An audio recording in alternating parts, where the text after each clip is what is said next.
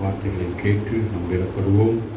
இந்த நாளிலும் கூட யோவான் 8ஆம் அதிகாரத்தில் ஒரு வசனத்தை எடுத்து நாங்கள் தியானித்து அதற்கு ஒரு துணையான காரியங்களை பார்த்து நாங்கள் ஜெபித்து முடிக்கப் போகிறோம். சீக்கிரமாக என்னோடு எடுத்துக்கொள்ளுங்கள். யோவான் 8ஆம் அதிகாரம் 32வது வசனம் சொல்லுகிறது, சத்தியத்தை அறிவீர்கள், சத்தியத்தையும் அறிவீர்கள், சத்தியம் உங்களை விடுதலையாக்கும் என்று சொல்லி ஆண்டவராகிய இயேசு அங்கே சொல்லுகிறார். சரியாகும். ஸோ அதனால் இங்கே நாங்கள் பார்க்குறோம், சத்தியத்தையும் அறிவீர்கள்.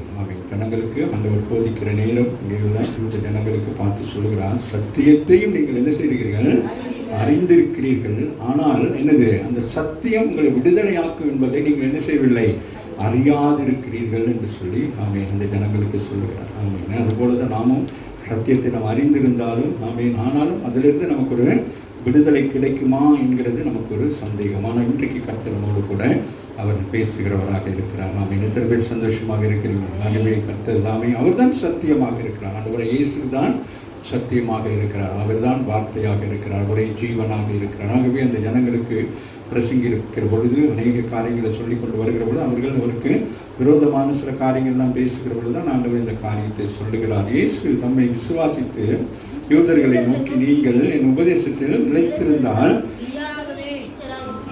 நிலைத்திருந்தால் நம்ம என்ன செய்ய முடியும், அவருடைய சீசராக இருக்கலாம் என்று சொல்லிட்டு அடுத்து சொல்லுகிறார், சத்தியத்தையும் நீங்கள் என்ன செய்கிறீங்க, அறிந்திருக்கிறீர்கள். ஆனால் அந்த சத்தியம் உங்களை விடுதலையாக்கும் என்பதை குறித்து தான் இன்றைக்கு என்ன செய்யப்படுகிறோம், அறியாது இருக்கிறோம். ஆகவே இன்றைக்கு நமக்கு கர்த்தர் அதை குறித்து சில காரியங்களை நமக்கு பேசுவாராக. மத்த 22ஆம் அதிகாரத்திலே 29வது வசனம் சொல்லுகிறது, பிரத்திரமாக வேத வாக்கியங்களையும் வல்லமையும் அறியாமல் தப்பான எண்ணம் கொண்டிருக்கிறார்கள். ஆமீன். அதுதான் இன்றைக்கு அநேகருடைய வாழ்க்கையிலே விடுதலை பெற முடியாதபடிக்கு இருக்கிறோம். ஆமீன். சமாதானம் பெற முடியாமல் இருப்பதற்கு காரணம் என்னன்னு கேட்டால் அங்கே சொல்லுகிறார், இதோ அவர்களுக்கு பிரத்திரமாக ஆண்டவர் சொல்லுகிறார், நீங்கள் வேத வாக்கியங்களையும் தேவனுடைய வல்லமையும் அறியாமல். ஆமீன். ஆண்டவருடைய வார்த்தைகளை கேட்கிற நமக்கு அந்த வார்த்தையில் தான் வல்லமை இருக்கிறது என்கிறதை நாம் அறியாமல் இருக்கிறோம். ஆகவே அந்த வார்த்தை தான், வார்த்தை அனுப்பி என்ன செய்தார் ஆண்டவர், சுகமாக்குகிறவராக இருக்கிறார். ஆதியிலே வார்த்தை என்ன செய்தது, இந்த உலகத்தை உண்டாக்குனது. அப்போ அதை அவர்கள் என்ன செய்ய முடியாது, என்ன செய்யல, அவங்க அதை அறியாதபடி இருக்கிறார். ஆகவே தான் சொல்லுகிறார். ஆகையால் வாசிங்க மகள்,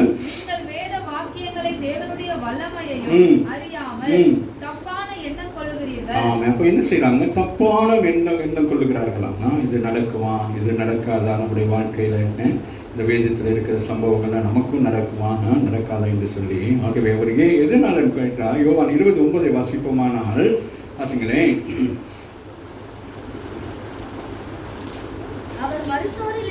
அவர் மரித்தோர் இருந்து வேத வாக்கியங்களை இன்னும் அறியாதிருக்கிறார்கள். ஆமென். அப்ப ஆண்டவர் உயிர்த்தெழுந்திருக்கிறார் என்பதை விசுவாசித்தால் தான் நமக்கு என்ன கிடைக்கும்? அந்த உயிர்த்தெழுதலினுடைய வல்லமையை பெற்றுக்கொள்ள முடியும். ஆமாவில்லை? ஆகவே அந்த ஜனங்கள் வாசிக்குமா, அவர் மரித்தோர் இருந்து என்ற வேத வாக்கியங்களை இன்னும் அப்போ பிரமாணம் தெரிகிறது, கட்டளை தெரிகிறது. ஆகாமே. அப்போ அவங்களுக்கு என்னது? பழைய ஏற்பாட்டின்படியாக இயேசு கிறிஸ்துவின் வருகையை குறித்து, அவருடைய மரணத்தை குறித்து, அவருடைய உயிர்த்தெழுதல் குறித்து எல்லாம் அறிந்திருந்தாலும் அந்த ஜனங்களுடைய கண்களும் செவிகளும் எப்படி இருக்கிறது? மந்தமாக இருக்கிறது. இன்னைக்கு ஆவிக்குரிய சபைக்கு வருகிற நமக்கும் அநேக நேரங்களில் வார்த்தைகளை கேட்டு கேட்டு கேட்டு கேட்டு எப்படி இருக்கிறோம்? ஒரு மந்தமாக இருக்கிறோம். அதை விசுவாசிக்கிறது குறைவாக இருக்கிறது, அதை நம்பப்படுவதற்கு குறைவாக இருக்கு. ஆகவே தான் நம்ம ஒரு சோர்ந்து போன நிலையிலே இருக்கிறோம். ஆகவே இன்றைக்கு கர்த்தர் என்ன செய்கிறார்? நமக்கு ஒரு விடுதலையை கொடுக்கிறவராக இருக்கிறார். ஆமாவே இல்லையா? விசுவாசிப்போம். அதை குறித்து இன்னொரு வசனம் ஒன்றுக்கு அந்த வசனத்தை வாசிப்போம். எல்லாருக்கும் தெரிந்த வசனங்களை தான் இன்றைக்கு நான் சீக்கிரமாக சொல்லி நான் ஜெபிக்க விரும்புகிறேன். ஆகவே இன்னொரு எடுத்துக்கொள்ளுங்கள். ஏசாயா 28ஆம் அதிகாரம்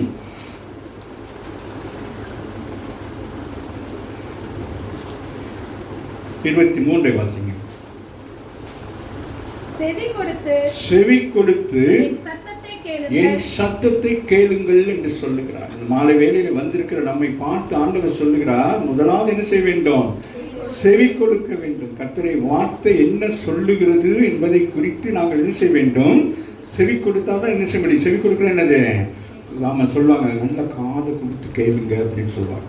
ஆமா இல்லையா? ஆண்டவராகிய இயேசு கிறிஸ்து மலை பிரசங்கத்தில் என்ன சொல்லுகிறார்? பிரசங்கம் ஆரம்பிக்கிற பொழுது, ஜனங்களோடு பேச ஆரம்பிக்கிற பொழுது, உபதேசிக்கிறதுக்கு முன்பதாக என்ன சொல்கிறார்? காது உள்ளவர்கள். அப்ப எல்லாருக்கும் காதை உண்டாக்கி இருக்கிறார். ஆனால் காது மந்தமாக இருக்கிறது. அநேகருக்கு என்னது? ஒரு சில விஷயங்களை நாங்கள் பேசுகிற பொழுது குறிப்பிட்ட அளவுக்கு தான் என்ன செய்ய முடியும்? அவர்களால் அதை கிரகித்துக் கொள்ள முடியும். ஸ்கூலில் பிள்ளைகளுக்கு படிக்கிறதாக இருந்தால் காலேஜ் இவர்களுக்கு ஒரு 45 மினிட்ஸ் தான் என்ன செய்வாங்க? கற்றுக் கொடுப்பாங்க. அதுக்கு மேலே என்ன செய்ய முடியாது. கற்றுக் கொடுத்தா அவங்களுக்கு வேறாமல் போயிடும். அது மாதிரி நம்மளும் பேசிக்கிட்டே இருந்தோம்னா வேறு கதைகள்லாம் பேசிக்கிட்டோம்னா அது நல்லா ஜாலியாக இருக்கும். ஆமாவா இல்லையா? ஆனால் முக்கியமான கதைகளை பேசுகிற பொழுது, வார்த்தைகளை பேசுகிற பொழுது நமக்கு சில நேரங்களில் என்ன செய்யும்? ஆனால் இங்கே சொல்கிறார், செவி கொடுங்கள். முதலாவது இந்த நாளிலே ஆண்டவர் சொல்கிறார், முதலாவது நீங்கள் என்ன செய்ய வேண்டும்?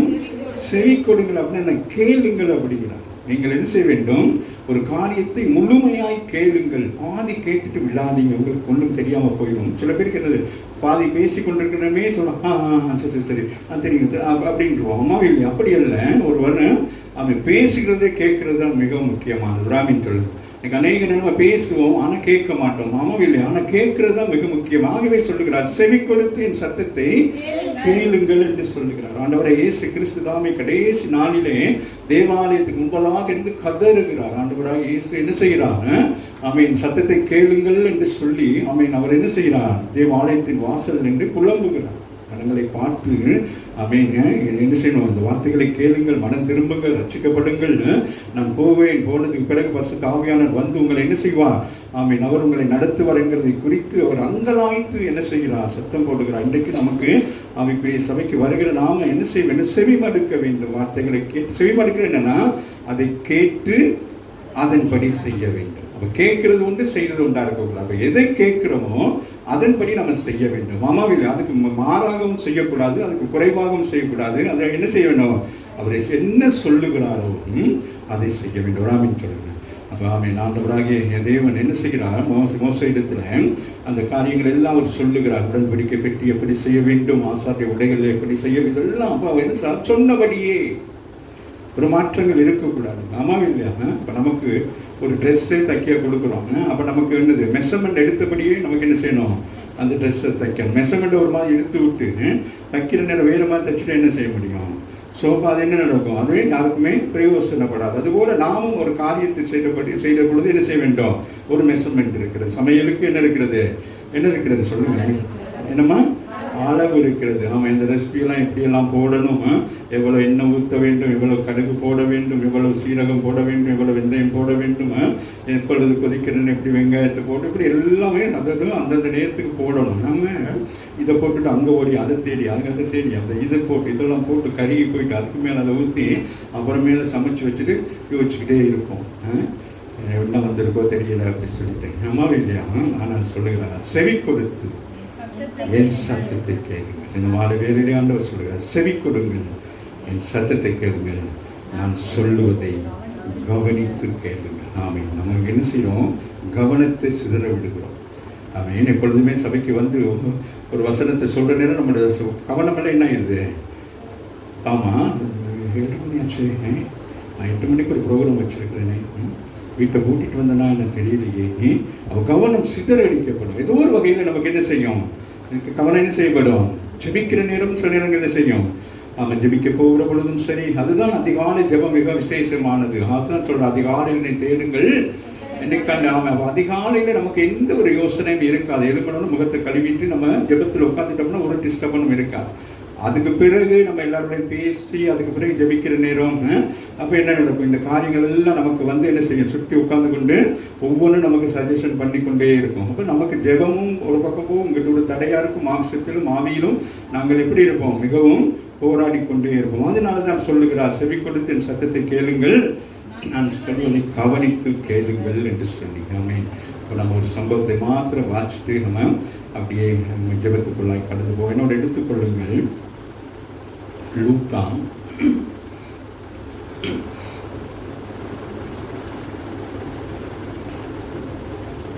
19ஆம் அதிகாரத்தில் 3வது வசனத்தை வாசிங்க.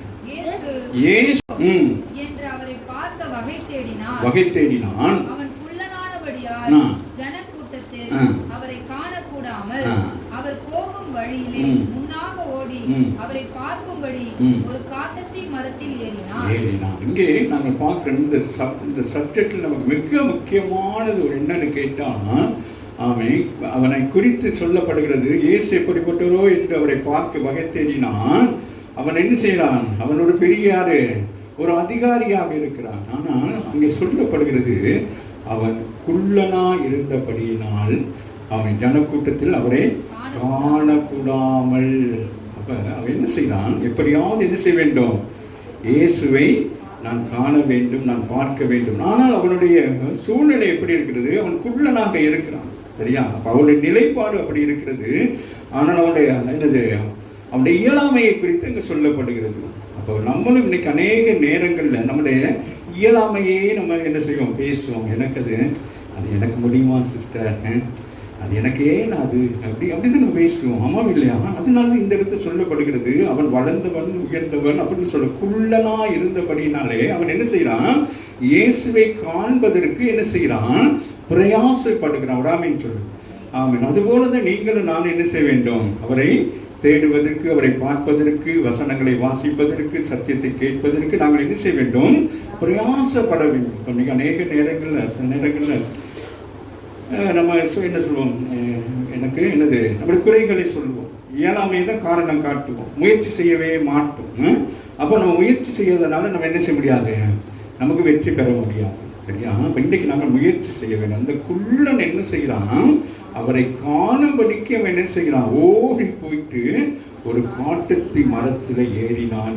அப்போ முயற்சி செய்கிறான். அவன் இப்போ இன்றைக்கு மாலை வேலையில் வந்திருக்கிற நீங்களும் நானும் நாம் என்ன செய்ய வேண்டும்?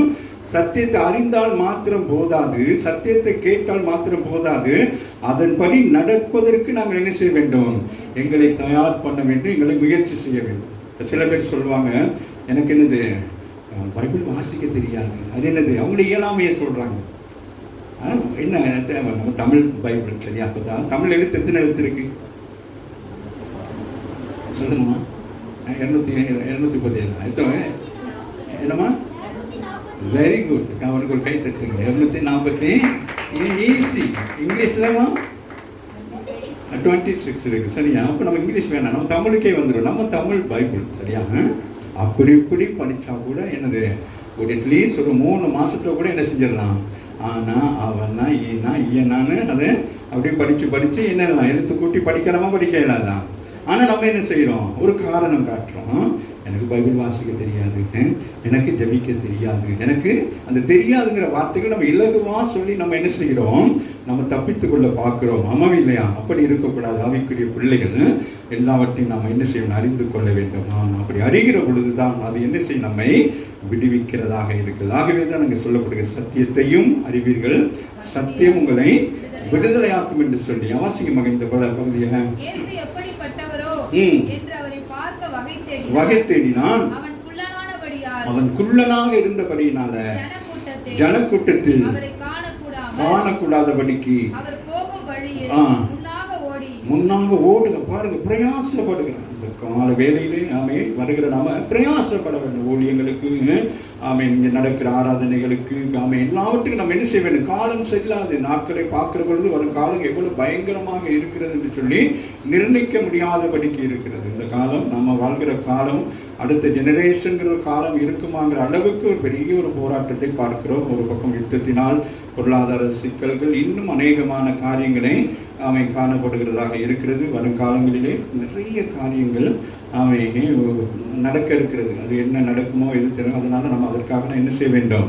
கர்த்தருடைய பிள்ளைகள் அதிகமாக நம்ம ஜெபிக்க வேண்டியவர்களாக இருக்கிறோம். ஜெபம் மிக முக்கியமாக இருக்கிறது. அநேக காரியங்கள் இன்றைக்கு நடக்கிறதுனால உலகத்திலே பயங்கர ஒரு ரகசியமான சில சம்பவங்கள் நடந்து கொண்டே இருக்கிறது. ஆகவே கர்த்தருடைய பிள்ளைகள் என்ன செய்ய வேண்டும்? அப்படி அமைதியாக இராதபடி நாம் என்ன செய்ய வேண்டும்? பிரயாசப்பட வேண்டும். ஆகவே அவர் போகும் வழியே முன்னதாக ஓடுகிறான். அவரை பார்ப்பதற்கு என்ன செய்கிறான்? பிரயாசப்படுகிறான். வந்துட்டார் என்று சொன்ன உடனே அவன் என்ன செய்கிறான்? அவன் என்ன செய்யணும்? ஜனங்கள் எல்லாம் தரத்தலான ஜனங்கள். அப்ப அந்த ஜனங்களுக்கு மத்தியில் என்ன செய்ய வேண்டும்? அறிய வேண்டும். சத்தியத்தை என்ன செய்ய வேண்டும்?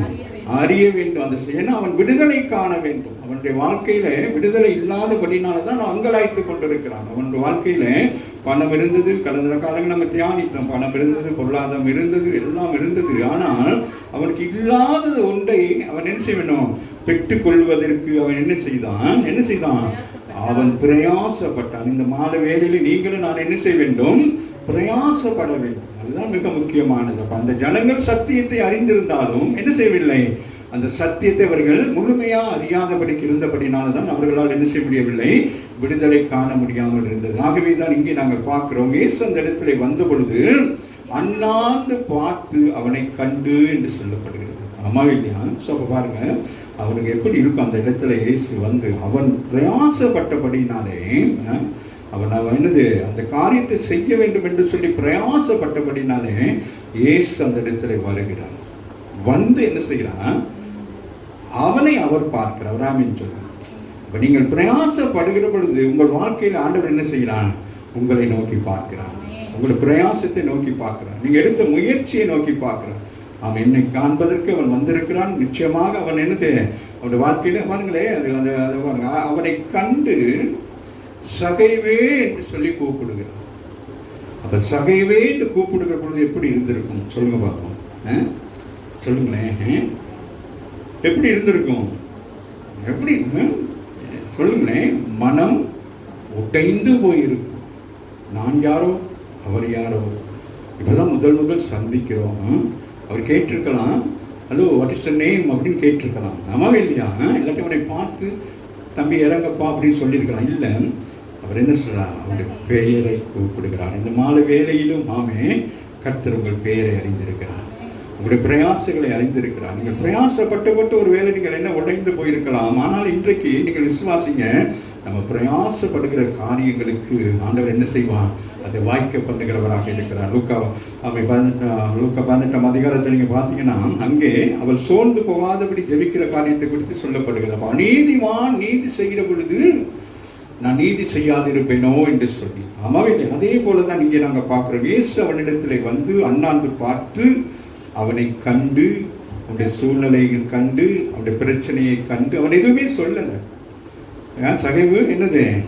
எந்த பேச்சுவார்த்தையுமே இல்லை. ஆனால் என்னது? உங்களை காண்கிறவர். ஆகாரை என்ன செய்கிறார்? வனாந்திரத்திலே காண்கிறவராக இருக்கிறார். ஆமை அவள் போகிற பொழுது ஆண்டவர் கேட்கிறார், எங்கிருந்து வந்த, எங்க போற, நீ என்ன செய்யணும்? திரும்பி நீ போயிட்டு எங்க இருக்கணும்?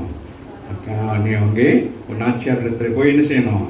அடைக்கலம் இருக்கணும், அடங்கி இரு என்று சொல்லுகிறார். ஆகவே இந்த கால வேளையிலும் ஆமை வாசிங்க படிப்போம். சகைவே நீ சீக்கிரமாக இறங்கி வா, இன்றைக்கு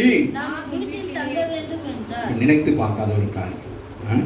நம்முடைய வாழ்க்கையிலும் அப்படிதான். நம்ம நினைக்காத நேரத்தை தான் ஆண்டவர் நம்மை சந்தித்தார். இல்லையா? அந்த சந்திப்பு எவ்வளவு பெரிய ஒரு சந்திப்பா இருக்கிறது. இல்லையா? அதான் நாம் சொல்லுகிறார், நீங்கள் என்னை தெரிந்து கொள்ளவில்லை, நான் உங்களை தெரிந்து கொண்டேன் என்று சொல்லி. ஆகவே அவன் தெரிந்து கொள்ள பிரயாசப்படுகிறான். ஆனால் ஆண்டவர் என்ன செய்கிறார்?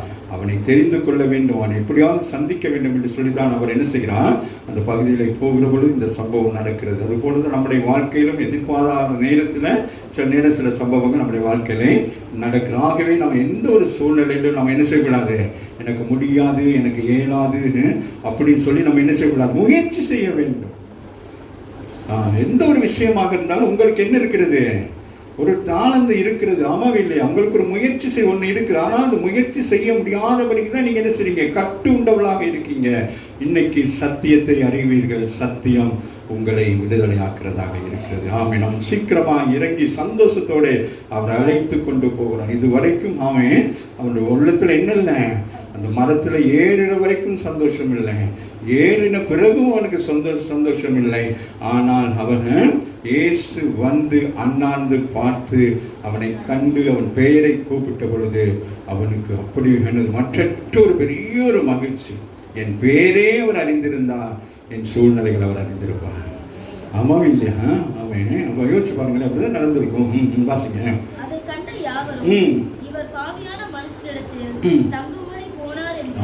ஜனங்கள் அவருக்கு பச்சை பேர் என்னது? பாவி. இல்லையா?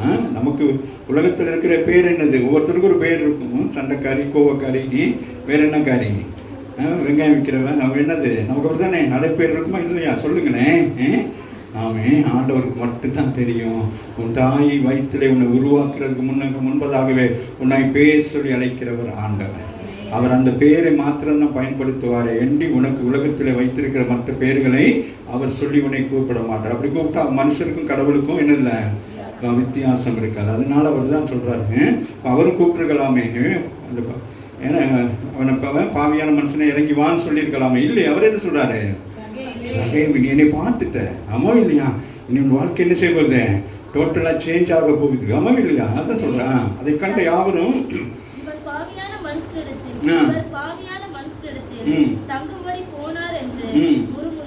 எல்லாரும் முறுமுறுக்கிறாங்க. இதுதான் உலகம். வாசிங்க. நின்று நோக்கி, ஆண்டவரே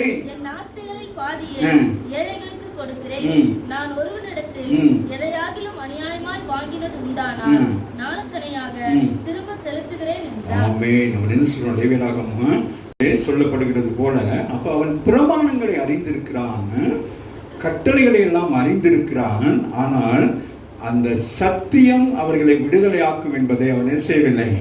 அறியாது இருந்திருக்கிறான். ஆகவே இப்பொழுது அவன் சத்தியத்தை கண்டுட்டான். இந்த சத்தியனை விடுதலையாக்கும். ஆகவே நான் என்ன செய்ய வேண்டும்? நான் விடுதலை பெற வேண்டுமானால் என்ன செய்ய வேண்டும்? என் பாவங்களை நான் அறிக்கவே செய்ய வேண்டும். அவன் அவன் சொல்றான். பாருங்களை, சகைவு நின்று கர்த்தரை நோக்கி, ஆண்டவரே ஆஸ்திகளை அவன் வைத்திருந்த ஆஸ்தியெல்லாம் யாருக்கு? அப்ப சொல்லப்படுகிறது, மக்கள் வாங்கினா அது பல மடங்கு திருப்பி கொடுக்கணும். இல்லையா? அப்போ பல மடங்கு திருப்பி கொடுக்கணுங்கிறது அவனுக்கு தெரியும். ஆனால் அது கொடுக்காதபடினால அவன் வீட்டுக்குள்ள என்ன இருந்துச்சு? ஆசீர்வாதம் இல்லாமலே இருந்தது. மற்றவருடைய மனம் குமுறல்கள்.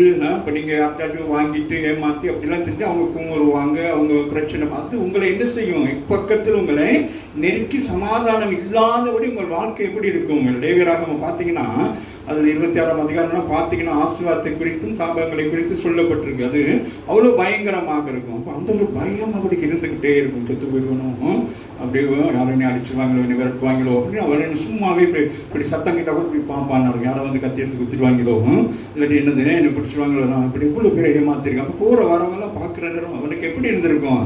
அவனை பார்க்க மற்றவங்களுக்கு அருவருப்பாக இருந்திருக்கும். அவனும் தன்னை குறித்து என்ன செய்திருப்பான்? ஒரு அருவருப்பான ஒரு கிளிட்டு இருந்திருக்கும் அவனுக்குலாம். என்னதான் நல்ல ஸ்டைலெல்லாம் போனாலும் சில நேரத்தில் போயிருப்பேன், வெள்ளை வேஷ்டி கட்டி வெள்ளை இதெல்லாம் போட்டு போனாலும் உள்ளுக்குள்ளே இருக்கிற இருள், உள்ளுக்குள்ள இருக்கிற அழுக்கு அவங்கள ஏதாவது ஒரு இடத்துல என்ன செஞ்சு கொண்டே இருக்கும், பயமுறுத்தி கொண்டே இருக்கும். இப்போ ஆண்டவர் வந்தோம் நம்ம என்ன சொல்லிட்டான்? நின்று கர்த்தரை நோக்கி, ஆண்டவரே கொடுத்துடுறேங்கிறான். நான் நினைச்சேன் செட்டில்மெண்ட், என் வாழ்க்கை இப்போ என்ன செய்ய வேண்டும், சீக்கிரமாய் மாற வேண்டும், என் வாழ்க்கையில் ஒரு பெரிய சமாதானம் வர வேண்டும். எனக்கு இது இன்னும் ஒரு தொற்று நோய் மாதிரி வந்துருச்சு. இப்போ எனக்கு என்ன ஆயிற்று, என்னை அடித்து கொண்டிருக்கிறது. இது என்னது, கேன்சரை போல என்னுடைய வாழ்க்கை என்ன செய்யப்படுகிறது, ஆமே அடித்து கொண்டிருக்கிறது. ஆகவே நான் என்ன செய்ய வேண்டும், இதிலிருந்து வெளியில வர வேண்டும்.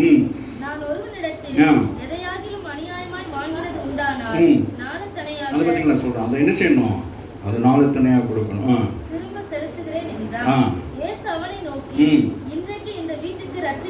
அதுக்கு பதில் சொல்லல ஆண்டவர். எதுக்கு ஆமே அவர் என்ன சொல்றாரு, அதை ஒண்ணுமே சொல்லல. என்ன சொல்றாரு, இன்றைக்கு இந்த வீட்டுக்கு நான் வந்திருக்கிறேன், அதனால சத்தியம் வந்திருக்கிறது, சத்தியம் உங்களை விடுதலை ஆக்கி இருக்கிறது. ஆமாவே அதை சொல்றாரு. அதை சொல்ற இயேசுவை நோக்கி, இன்றைக்கு இந்த வீட்டுக்குள்ள நான் வந்திருக்கிறேன், அதனால உனக்கு என்னது, பாவமெல்லாம் என்னது கழுவப்பட்டு நீ என்ன செய்யட்டேன், ரட்சிக்கப்பட்டு நீ எங்க என்ன ஆகுற, ஆபிரகாமுடைய சந்ததிக்குள்ளாக நீ பிரவேசிக்கிறேன்னு சொல்ல வாசிக்க முடிச்சுட்டேன். இயேசுவை நோக்கி இன்றைக்கு இந்த வீட்டுக்கு இவனும் என்ன சொல்லுகிறான், அங்க இருக்கிற ஜனங்கள் எல்லாம் பார்த்து சொல்லுகிறான், நீங்க எல்லாம் சொல்லுகிறீர்களே நாங்கள் ஆபிரகாமுடைய சந்ததி, ஆபிரகாமுடைய உறவுன்னு சொல்லிக்கொண்டு பிரமாணத்தை கட்டளைகளையும் அறிந்திருக்கிற சத்தியத்தை அறியாத நீங்கள் இவனை நீங்க என்ன செய்றீங்க, என்ன சொல்றீங்க, நீங்க எல்லாரும் பாவி என்று சொல்லுகிறீங்களே, இவன் பாவி அல்ல, இவனை பாவி என்று சொல்லுகிற நீங்கள் தான் பாவிகளாக இருக்கீங்க. அவன் என்னை கண்டவுடன் என்ன செஞ்சிட்டான், மனம் திரும்பிட்டான், என்னை கண்டவுடன் என்ன செஞ்சிட்டான், சத்தியத்தை அறிய முற்பட்டான், சத்தியத்தை அறிய முற்பட்டபடினால் என்ன செய்யறான், விடுதலையை காண்கிறான். நீங்களும் என்ன செய்யப்படுறீங்க, முறுமுறுத்து கொண்டு மற்றவங்களை குறித்து குறை சொல்லிக்கொண்டு மற்றவங்களை சொல்லிக் கொண்டிருக்கீங்க. நீங்க என்ன செய்யுங்க, முதல் நீங்கள் உங்களை என்ன செய்ய வேண்டும், சுத்திகரிக்க வேண்டும். உங்கள் வாழ்க்கையை நீங்கள் மாற்றுகிற பொழுது அடுத்த வசனம் சொல்லுகிறது, இழந்து போனதை தேடவும் ரட்சிக்கவுமே மனுஷகுமாரன் வந்திருக்கிறான். கரங்களை தட்டி தேவனை நமக்கு இல்லாம என்று சொல்லி ஒண்ணுமே இல்லை. நான் முயற்சி செய்கிற பொழுது கர்த்தர் என்ன செய்வார், நம்முடைய முயற்சிக்கு என்ன செய்வார், நாம அதுதான் ஏசாயாவில் சொல்லுது, செவி கொடுத்து என் சத்தத்தை கேளுங்கள், நான் சொல்லுகிறதை கவனித்து கேளுங்கள் என்று சொல்லி இந்த மாணவியில் எளிமை நாம் ஜெபம் பண்ணுவோம். ஆண்டவர் அநேக காரியங்கள் புலப்படாமல் இருக்கிறது. ஆமென். சில காரியங்களை நான் சரியாக அறிந்து கொள்ளாதபடி இருக்கிறேன். இன்றைக்கு எனக்கு ஆண்டவரை வேதத்தை குறித்த அதனால வெளிப்பாடுகளை தாங்கப்பா, சத்தியத்தை அறியக்கூடிய ஆண்டவரை வெளிப்பாடுகளை தாங்க. சங்கீதம் 119:18 படியாக வேதத்தின் மகத்துவங்கள், வேதத்தின் ரகசியங்களை நான் அறிந்து கொள்ள என் கண்களை திறந்தருங்கள் சொல்லுங்க. ஆமென். அநேகருடைய கண்கள் இன்னும் இருளாக இருக்கிறது, இன்னும் அநேகர் சோர்ந்து இருக்கிறீங்க. இன்னைக்கு அநேகருடைய வாழ்க்கையில் ஆமென் ஜெபிக்கிறது குறைவாக இருக்கிறது, வேதம் வாசிப்பது குறைவாக இருக்கிறது, உலகத்தை நோக்கி ஓடிக்கொண்டே இருக்கீங்க. ஆண்டவர் சொல்லுகிறார், அமர்ந்திருந்து நானே கர்த்தர் என்று அறிந்து கொள்ளுங்கள் என்று சொல்லி இந்த மாலை வேளையில் ஆமென். காலம் செல்லாது. ஆகவே அன்பான பிள்ளைகளை வந்திருக்கிற நாம் எல்லாம் ஒருமனப்படுவோம். ஆமென். நாம் ஒரு சிறு கூட்டமாக இருந்தாலும் ஆமென், கர்த்தர் உங்களை அழைத்திருக்கிறது ஒரே ஒரு காரணம், இந்த பகுதியில் இருக்கிற அநேக ஜனங்கள் விடுவிக்கப்பட வேண்டும் என்று சொல்லி நாம் ஒருமனப்பட்டு ஜெபிக்கிற பொழுது, பவுலும் சீலாவும் ஒருமனப்பட்டு ஜெபித்த பொழுது சிறைச்சாலையில் இருந்த ஜனங்கள், விசேஷமாக அந்த சிறைச்சாலையில் அதிகாரி அவன் குடும்பம் ரட்சிக்கப்பட்டது போல இந்த நாளிலே உங்கள் மேல் ஆமை விழுந்த கடமை. நாம் இந்த இடத்துல கூடியிருக்கிறோம். ஒருவேளை ஆமை நாம் சுகம் பெற்றவர்களாக இருக்கலாம், நாம் விடுதலை பெற்றவர்களாக இருக்கலாம். ஆனாலும் விடுதலை பெறாத ஜனங்களுக்காக ஆமை நாம் செபிக்கும்படியாக இந்த நாளை இந்த சுகமளிக்கும் ஆராதனை ஆண்டு கொண்டு வந்திருக்கிறான். ஆமை இந்த சுகமளிக்க ஆராதனைக்கு உங்களை ஒவ்வொருவரையும் அழைத்து கொண்டு வந்திருக்கிறான். எல்லா வாய்களை திறந்து ஆண்டவரை உங்களுக்குள் இப்படிப்பட்ட ஒரு ஆமை ஒரு எண்ணம் இருந்தால் இன்றைக்கு அதை ஆண்டவர் சொல்லுகிறார், அந்த எண்ணத்தை எடுத்துருங்க. சகைவுக்குள்ள ஆமே அப்படி ஒரு எண்ணமே இல்லாமல் இருந்தது தான். ஆனால் அந்த பிரச்சனைகள் அவனை நெருக்கிற பொழுதுதான் நான் எப்படியாவது அந்த சத்தியத்தை ஆகிய இயேசுவை காண வேண்டும், என்னுடைய வாழ்க்கையில் ஒரு விடுதலை காணப்பட வேண்டும் என்று சொல்லி அவன் முயற்சி செய்தான். இந்த மாலை வேளையிலும் ஆமே வேதத்தை வாசித்தால் போதாது, அதன்படி நடக்க வேண்டும். வேதத்தை கேட்பது மாத்திரம் போதாது, அதன்படியாக நாங்கள் நடக்க வேண்டும். ஆகவே இந்த மாலை வேலையில் கர்த்தருடைய ஆவியானவர் இந்த சுகமளிக்கும் நேரத்தில் உங்களுக்கு சுகம் கொடுக்கிறவர்.